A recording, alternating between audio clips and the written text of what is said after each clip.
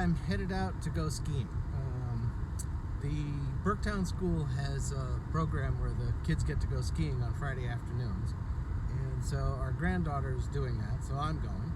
And I haven't been skiing for probably 8 years. I mean, before that, I used to ski, I don't know, 80, 100 days a year. This year I haven't skied at all yet because I've just been too busy with, building the house and coffee business, trying to get that going. So today will be my first day and her first day this year of going skiing. So fingers crossed, nothing gets broken. We both come home in the same pieces we went with. It's kind of not the best of days. It's like a gray day, as you saw, and it's supposed to have some lovely weather coming. 1 inch to 2 inches of rain tomorrow. So that's really going to make a mess of the snow, the roads, the driveway. It's just not going to be good. So basically, other than that rain coming, this is what the back roads of Vermont look like in the middle of winter. You got a little, well, it's mostly frozen sand, ice, but I mean, you get used to driving on it. I know it's other people would be like, how do you drive on that? But remember, I grew up here, or in the north, so driving on roads like this isn't really a big deal. If this was in, Atlanta, yeah, the place would be shut down.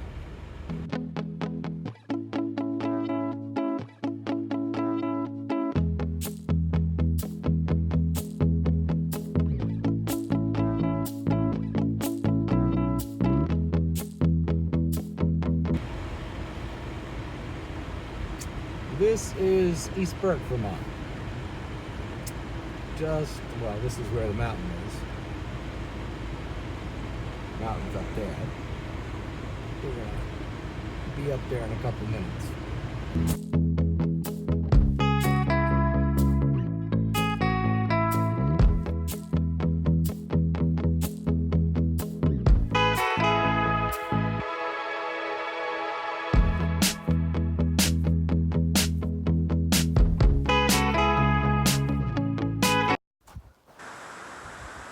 Well, I'm going to bring you up to date where we are with everything. You saw I went skiing, that part. Still here, all in one piece. Came right back. I mean, I only took, on Fridays I go skiing with my granddaughter because she does that with school. And so that went well. I was sore the next day. Yes, those muscles haven't been used, and I haven't skied in 8, 9 years. But all came back, no problem. First couple runs, next one, I was out perfectly fine. Let's see, inside, it's just the bedroom left I've got to do. Been working on that, but I've switched while the weather's sort of cooperating. We had this big giant rainstorm. We got like a couple inches of rain, and it really made a mess of everything, but I shoveled out in front. I'll show you, I'm doing some shingling on the exterior next, and I put up a piece for roasted for coffee, so that because I understand a lot of people aren't going to necessarily just take your word for it that it's great coffee. So I put up a thing that it's going to cost, but that's okay. If we can get people to try the coffee, I'm pretty sure that once they taste it, because everybody who has so far has been like, oh my god, this is like great coffee. So I'm trying to get more people, and what we did was we put a thing in Shopify that you get free coffee, you just pay for shipping, on 2 of the varieties, the Bolivian Fair Trade and the Rwanda coffee. I really screwed up in the beginning on that one because I didn't realize you needed a code. So I put it out the first day, and I don't know how many people went and looked looked at it, and shipping was still there, cost of the coffee was still there, so they must have been like, oh, Todd's really crazy or something. So I figured out that you need to put a code, and I have to put the code first and then put it out there. So people who want to get the coffee for free and just pay for the shipping, all they have to do is put the code in, and the coffee part gets wiped off that price. They just pay for the shipping. And we've gotten some people, not as many as I had thought, but some. So, you know, it's going to be one of those takes time kind of thing. So I'm still confident that it's going to, you know, take off. It's just not going to take off, I don't think, like, whew. I mean, I think once people start having it and they start telling their friends and those kind of things, and word spreads, then we'll be doing good. But in the meantime, we're getting some orders. That's working. I'll show you next what we're doing with the shingling. So here's the ground, and you can't really see it, but the snow right here is higher than there. So the other day when it rained, I shoveled out all of this because when the metal roof dumps, it just packs right in there. So I said, I gotta get out there and start shingling because we don't have the weather yet. So anytime we could again, and then I'd really have some problems. So I started yesterday and I shingled this section into the corner yesterday. And I'm gonna put something up in there. This is just gonna be regular straight shingles. And these are kiln dried, squared and rebutted shingles. And that probably doesn't mean a whole lot to you, but when you put up shingles, and actually shingling was one of the first jobs I ever did when I started construction in Rhode Island. And being young and everything else, it was a beach house, a 3-story beach house. I didn't know shingles for anything. And I had to strip the house, peel all the shingles off, and then get rid of those, which was a lot easier in those days, and then redo it. And it was right at the beach. I thought it was going to be great. That was my first time. Since then, I've done a lot of shingled houses. And I had wanted to do, see how the corners here have trim. I had wanted to do these as woven corners, so the shingles wrap around the corners. But given the late start of the project, I just didn't have the time.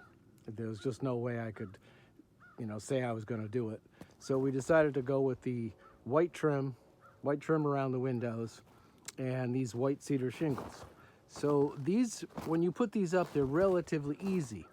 Back when I started, they didn't have a squared and rebutted shingle, and you had to take each shingle, or almost every shingle, and you had a little file, and you would plane the edges to get them all straight. I mean, this is so much easier to do than it used to be years ago. And this, in the corner, what I did here was, it sort of looks like a woven corner. And what you do is, it's not really a woven corner, because if you see, there's a little thin board in the back, just big enough so that they basically touch each other, and it looks like it's woven, but it's not woven. So today, I'm trying to get this front done over here, up to that level all the way across, that way, because we are supposed to get snow again. And the temperature just went, I guess, just above freezing. So it's now dripping right where I need to work. So I'm taking a break, doing a few other things, and then hopefully this either warms up enough that she just comes off, or gets cold again, enough to freeze it back on. Because I want to finish this side at least up to that height, and that way it won't be a problem. If it snows and the snow comes off, I don't know why the front is more of a problem than the back. This is the side, this is the south side. This is nothing. This will be an easy, take it around the corner, go up. The sun, anytime the sun comes out, you can see there's hardly any snow here. So it's just this front, and the back doesn't get it as bad either. So I'm not quite sure why, but that's what I've been up to. The bedroom is still got to, sheetrock's all done and sanded, and that way when I've got any crappy days, I can go in there, I can do some painting, And this afternoon, I'm hoping I'll get this done early this afternoon because I've got coffee to roast to ship out, and I just want that roof to be done.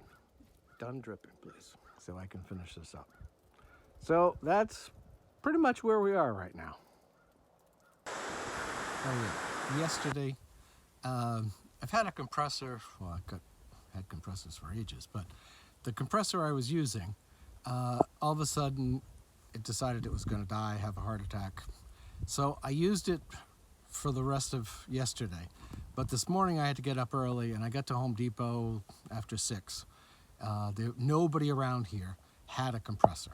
The only person who had one, and it was 2.5 times as expensive as the same exact model at Home Depot. I mean, I would have gladly have bought it around here, but nobody had one.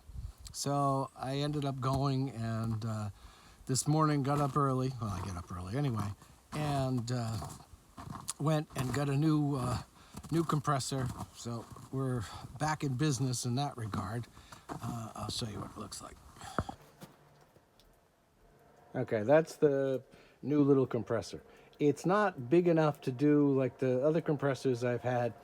If you had a couple guns running at the same time, you would be able to have no problem. This one, if you were doing like a roofing job or something like that, it wouldn't be able to handle 2 guns doing roofing nails at the same time.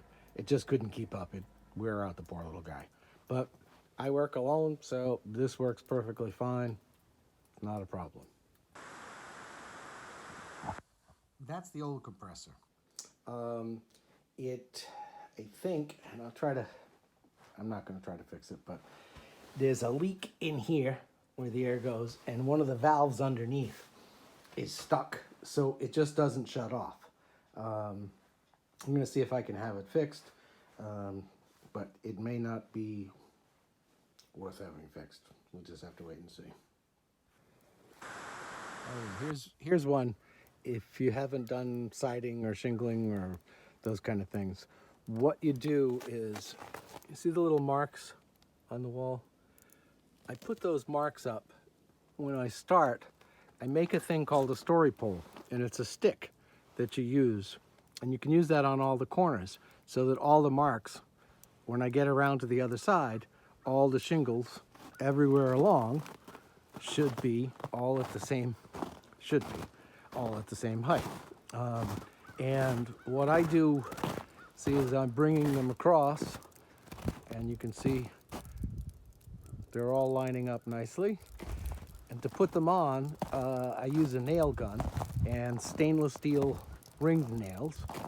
And you just put a board like that, so that you put the board across where it needs to go, and then put your shingles up, line them up.